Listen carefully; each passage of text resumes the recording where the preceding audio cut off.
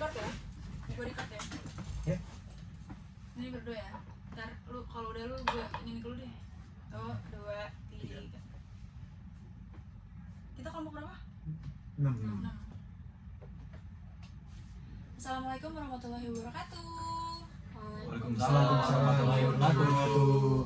Halo teman-teman semuanya. Jadi kami dari kelompok 6 kita bakal menjelaskan tentang satu teori, yaitu adalah sistem komunikasi kelompok dan organisasi. Jadi di sini kita bakal ngasih banyak banget pembahasan. By the way, perkenalkan dulu, nama gue Raisa Andiani, NIM belakang 245. Ya, nama gue Bintang Riandani, NIM belakang 249.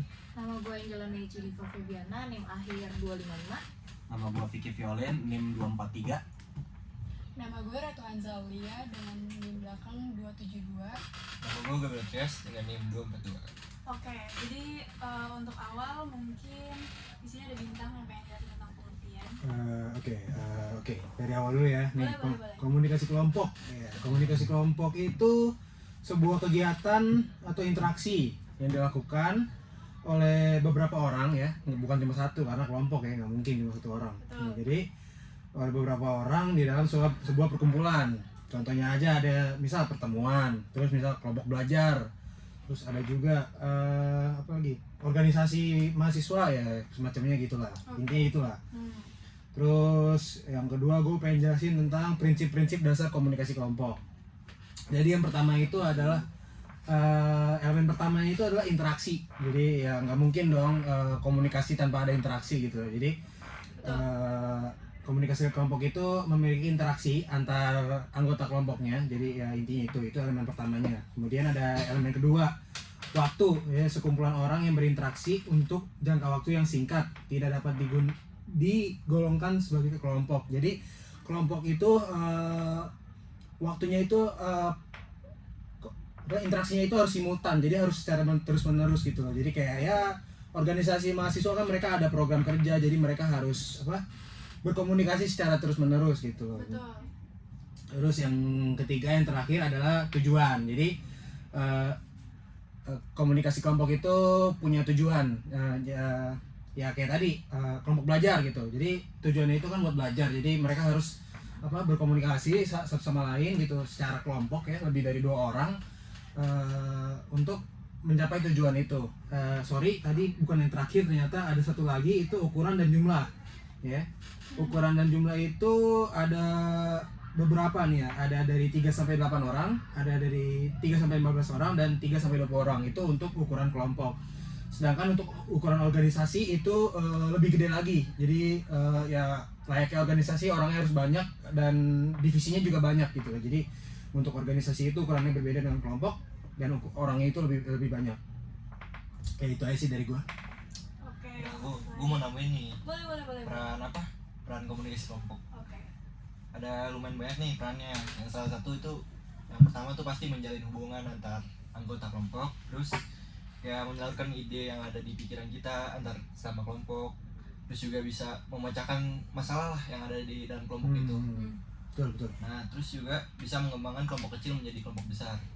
Kelompok kecil menjadi kelompok besar. Oke. Kalau peran kelompoknya itu sendiri ada media persuasi, terus juga berperan mencari alternatif pemecah masalah, terus juga membagi dan memberi tugas. Nah, kalau gue itu aja sih. Oke. Gue itu aja. Oke.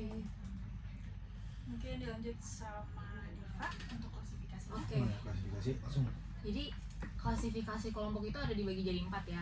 Ada primer, sekunder, in group, out group, rujukan keanggotaan, sama ada deskriptif sama preskriptif. Oke. Nah, jadi kalau kelompok primer itu tuh kayak kita di dalam keluarga, karena keluarga ini tuh punya ciri-ciri tuh yang ada kerjasamanya, terus hubungan yang dekat. Nah, kalau misalkan udah merujuk sama ciri-ciri itu tuh berarti kita masuk ke kelompok yang primer. Oh, berarti itu terdekat tuh. Iya, pokoknya yang kayak keluarga, ya keluarga, kayak ya sahabat juga, kayak yang buah ada bintang. hubungan batin lah ya, Ya. kurang lebihnya. Oke, primer. Oke. Nah, kalau kebalikannya itu ada sekunder. Jadi dia itu nggak akrab, nggak personal, nggak intim dan segala macam. Itu Mungkin tuh kayak hubungan bisnis gitu bisa nggak? bisa. Terus kayak ormas, guru, itu tuh masuknya tuh ke yang sekunder. Oke. Terus ada lagi in group sama out group. In group, out group itu tuh, kalau in group itu in group tuh ya ini kelompok kita. Hmm. Jadi kayak ini nih kelompok kita. Kalau out group itu kelompok mereka. Nah, itu tuh jadi mengacu ke kita sama mereka. Tuh. Oke. Terus biasanya kalau misalkan in group sama out group ini dia itu ada batasan-batasannya. Jadi kayak misalnya nih letak geografis, suku bangsa, kayak kalau suku bangsa tuh berarti kayak Batak sama Jawa, itu kan beda tuh. Itu kita Jawa, mereka Batak, misalnya kayak gitu. Terus kalau geografis tuh kayak gua Pamulang nih, Widih, mau ulang. kalian Daerah, jangan daerah. salah. Oke. Andara Oke, Pamulang. beda. Oke. Beda Iya, iya. Terus iya, nah itu masuk ke yang in group out group. Oke. Terus ada lagi kelompok keanggotaan dan kelompok rujukan. Kalau kelompok keanggotaan itu dia itu kayak menggunakan standar diri kita gitu loh. Mm-mm. Jadi kayak kelompok itu tuh yang ngebentuk sikap kita kayak gimana. Oke. Nah, kalau yang rujukan itu dia lebih ke nunjukin kalau dia punya fungsi komparatif, normatif, sama perspektif. Mungkin kalau kayak gini juga masuk ke yang kayak kalau diri sendiri tuh ya, gue milih kelompok itu ya karena gue nyaman di situ gue bisa berkembang. Kalau misalkan yang rujukan kayak misalnya nih kita kelompoknya itu bukan milih sendiri tapi dipilihin, nah itu mungkin masuknya ke situ. Terus yang terakhir ada kelompok deskriptif sama kelompok perspektif. Kalau kelompok deskriptif itu dia lebih dilihat dari prosesnya, proses pengembangannya, pembentukannya. Kalau yang perspektif itu tuh dia lebih ke tahap-tahap yang harus dilewati gitu. Oke. Keren. Selanjutnya. Mungkin ada Bapak Vicky yang pengen jelasin Oke. tentang Oke. pengaruh Vicky. Vicky. Violinix. Ya di sini gue mau jelasin pengaruh kelompok pada perilaku komunikasi manusia gitu ya, komunikasi manusia. Nah, yang pertama di sini tuh ada konformitas. Konformitas itu perubahan perilaku kita kalau kita lagi ada di dalam suatu kelompok dan adanya satu tekanan tertentu gitu. Terutama ini lebih dicenderungin buat dari orang-orang yang berkuasa gitu. Ya misalnya ketua, wakil ketua dan segala macam lah. Dan saya gini, gue kasih contoh ya. Misalnya ada orang nih masuk BEM gitu kan. Oke. Nah, rame tuh ada anggota, ketua segala macem. Nah, kalau ketuanya udah ngomong, besok Senin kita rapat deh, anggota yang ikut kan pasti. Nah, perubahan perilakunya kan ada tekanan dari kuasa dari ketuanya itu. Nah, itu untuk Ada konformitas. perintah ya berarti. Nah, yang kedua di sini ada fasilitas sosial. Fasilitas sosial itu adanya peningkatan kualitas kerja dalam ya ketika kita lagi di dalam kelompok, entah itu ke arah yang negatif ataupun positif, terserah, itu tergantung orangnya gitu. Ada respon dominan tertentu yang muncul kalau kita di dalam suatu kelompok.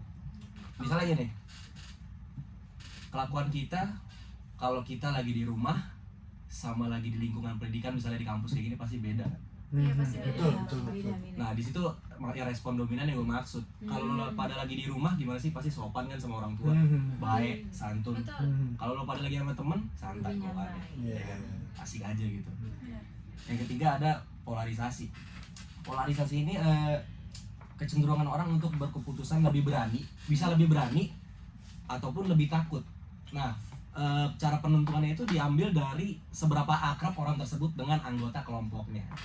Nah, misalnya gua ada di anggota suatu organisasi gitu, pendukung gua di situ banyak, teman-teman gua asik-asik semua, satu frekuensi sama gua.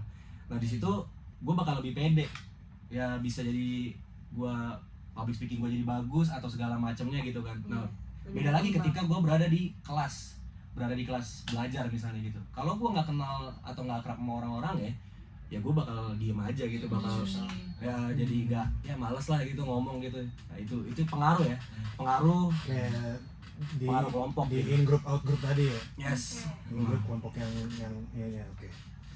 Oke, berarti udah.